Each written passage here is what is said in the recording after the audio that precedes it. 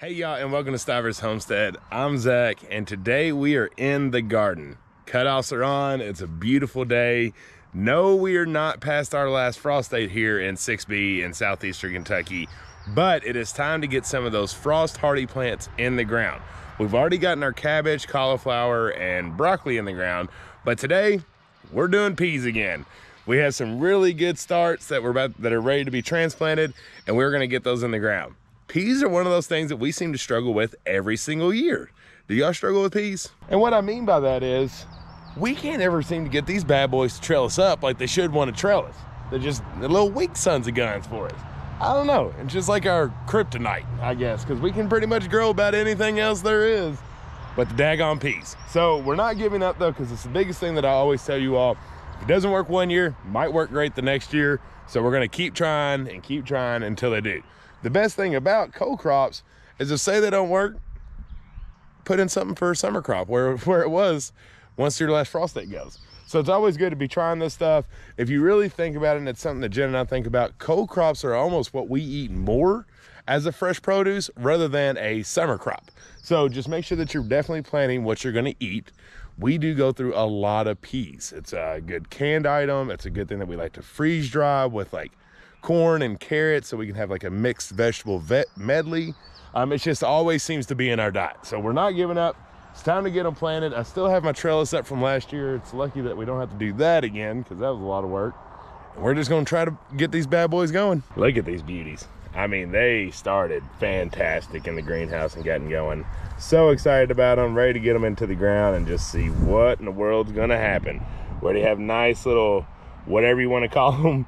I have so many names I call these little tentacles and stuff, but that's what grabs onto your trellis, and hopefully now that they're nice and strong, they won't have any issues attaching and taking off. Okay, I just went through and got the few weeds that were out in here. There was just a handful of them, so went and got that cleaned up, got my dirt broken up so I could just have some nice loose soil. It's honestly more just about keeping the dirt disturbed. That's gonna help you keep those roots without them like taking hold. So keeping your dirt loose, keeping it disturbed, keep messing with it, using your wheel hoe if you got one, because I have a single wheel hoe from Haas that I run through these bad boys real nice and easy. Do something. The biggest mistake beginner gardeners do is they let the weeds get out of control. I'm here to tell you, the weeds are not gonna do that to you all year. Once your plants get big enough, you're trying to win the war over the weeds. You want your plants to take off and be the bigger ones and the weeds to be subdued. Once your plants get big enough, your weed problem is a lot less. So you're really just working hard at the beginning, and then it'll get a lot easier as your plants get bigger. Keep that in mind as you're struggling and you're like, man, I can't keep up. Just win the war. And then the rest of your year will be a lot easier. All right, so some of these had a couple in there at the same time. It's okay, just remember, you're just kind of breaking it loose. And actually, you know what, that's a lie. I'm not gonna do that because peas can be so close together. I'm actually gonna keep them in there and just plant them down just like that. And they'll have plenty of room to spread out once they get underneath here. And then if you've never planted a pea, we're literally just gonna go right down here to where the dirt is and then let it take off from there. So we're just gonna little hoe here, putting it right underneath our trellis. So they'll have plenty of opportunity to grab hold. And once they learn, we'll be good to go. It's just getting them trained to get there. I don't know if I mentioned that. These are sugar snap peas, if you were curious on that. But let's get these bad boys planted.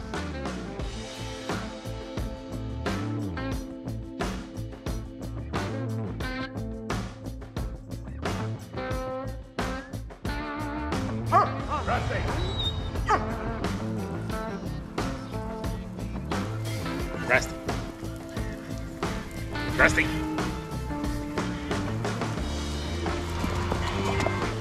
All right, the peas are in the ground and I gave everything a nice good watering. We'll see what happens. I just went on every single up part of the cattle panel, as you can tell there, just trying to give it every opportunity to be able to climb this thing.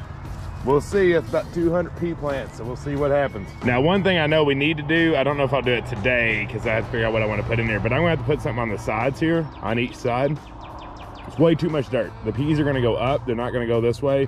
And so the weeds, that puts a lot of pressure on us to make sure that we're cleaning all this out. So I'd rather plant something that's gonna be food that can take over and conquer. But I got to see what I want to plant since we're still not well away from our last frost. Because normally I would probably put some flowers in there, maybe even throw some cucumbers in there to kind of climb with the peas. Do them as like direct sowing so the peas can have a head start. Just something in this open space to be a filler, because this is a 4 foot wide bed. No, 3 foot wide bed, but I think it's like almost like 50, 60 foot or something like that. But it's just a lot of area. So we'll figure that part out. Right now, we're just happy that the peas are in there, and let's hope for a good pea year. You happy about your peas being planted? I love them. Yeah. So now you've gotten me quite the project. I have. Unintentionally. It was going to be so big. So we're down here at the store. We're open, and we're just kind of doing some tinkering things, getting some stuff done. And we wanted raised beds on each side of the steps. One there, one there. Obviously, we're gonna have a little bit of a shade situation, but whole morning time is good. But we just want to like get some flowers in it, make it pretty. So we thought about just making our raised beds, but then Jen found these galvanized things that I know are starting to get a little bit more and more popular. She just found some that she liked on Amazon. And it came in a box that size. That's my hand, y'all. It's a really small box because they put it in 1,000,000 pieces. These are very short pieces. Oh my gosh, look at the amount of screws and bolts I gotta put in to put this thing together. I'm about to just make my own raised bed down here. I will say, because I know a lot of people are like affiliates with this stuff, and like a lot of people get these little galvanized things sent to them for YouTube reviews and stuff. We're not, we just bought these, no idea. They were on sale, just found some, she said. And no wonder they were on sale. You buy them once, you won't buy them again. I'll tell you that. But the cool thing about galvanized steel is they'll never, ever rot away, right? So, I mean, that is a plus with having this type of raised bed. If you can afford them and get them as you can. And they're prettier, right? They have a little bit of a more pretty look on the outside. But the best part is just they'll last forever. So, hopefully I only have to put these things together once. But we have 2 of them I got to put together. So, I'm going to get busy on this thing.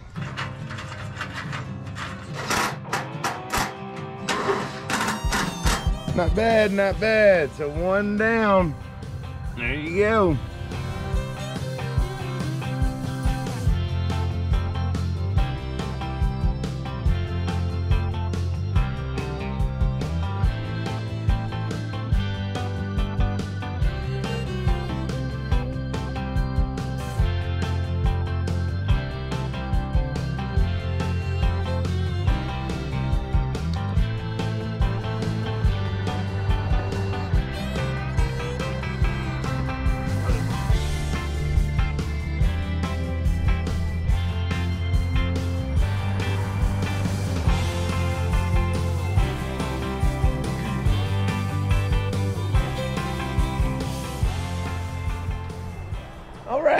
Good morning.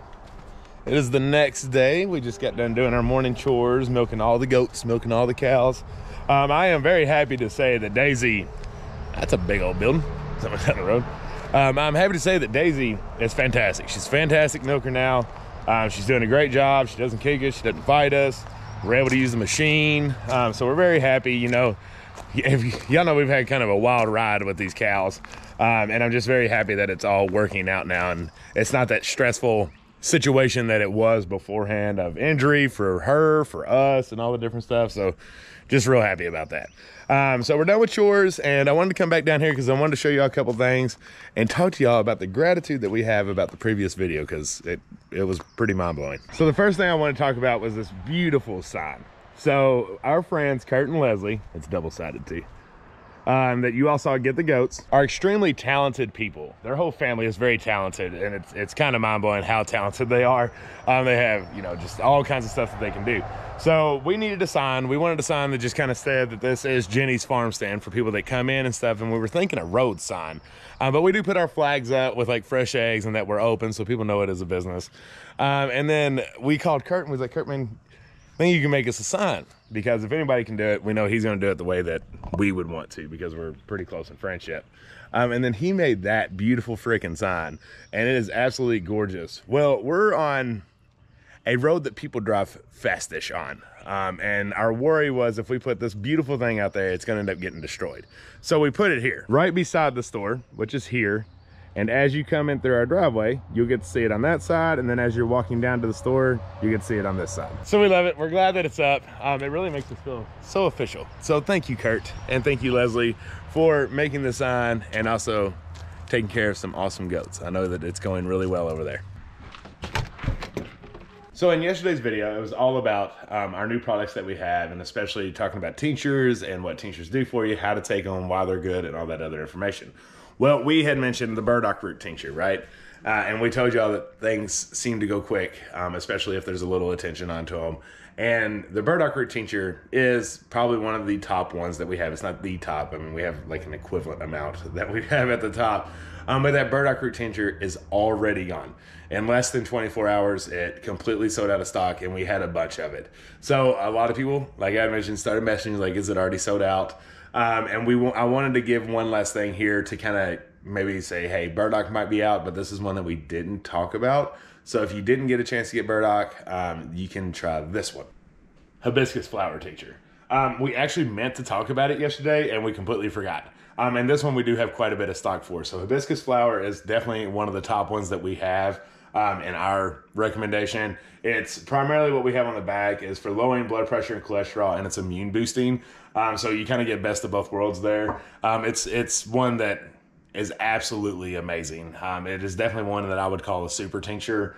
So if you didn't get a chance to get the burdock and you're looking for some of that detoxification kind of stuff, hibiscus flower isn't exactly that. However, with the immune boosting properties that it has, it might be even a step up above elderberry from what it can give you from your body. So if you didn't get a chance to get the burdock, there is plenty of hibiscus flower, and there's plenty of other stuff out there. That one just kind of got rushed, which was awesome. We love that.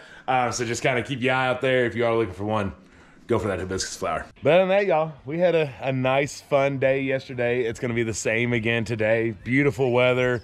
Absolutely loving it. So we're going to make sure that we're doing more garden stuff. I'm so happy that the peas got planted. They look like they transplanted very well. I checked them out this morning. Everybody looks to be doing good. Got the raised beds done. I got to get them filled up today. And then we got to work on getting all these orders out to you all because we want to make sure that we get them out as quickly as possible. So you all make sure you're out there getting your hands dirty, doing something. Got to do something, right? With this weather, there's no way that we can't not do something. Make sure you're getting out there doing one little thing, one more thing until you have it all figured out.